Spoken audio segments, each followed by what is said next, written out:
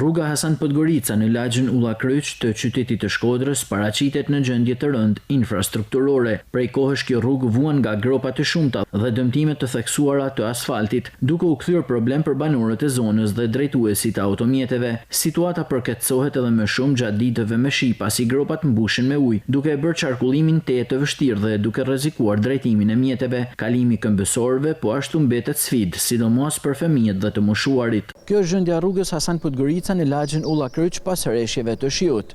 Si shikot përmes pamjeve, qarkullimi i automjeteve po ashtu edhe lëvizja banorëve të zonës është tepër vështirë.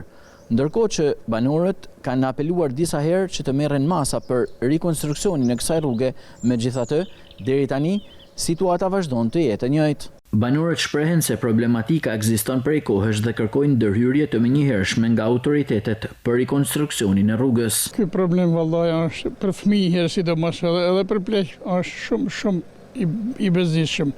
Kalimi shumë i vështirë për fëmijët shkollës.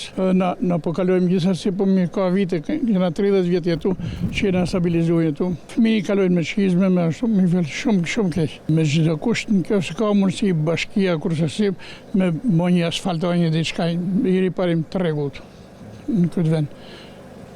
Përfundimisht edhe me kanalizime, se pa kanalizime, pa kur një është asfaltuar, kur është asfaltuar shumë keq. Gjithashtu banorët theksojnë se një investim i tillë do të përmirësonte ndjeshëm cilësinë e jetesës në zonë, ndërsa apelojnë që kjo situatë mos mbetet më e pasgjillur.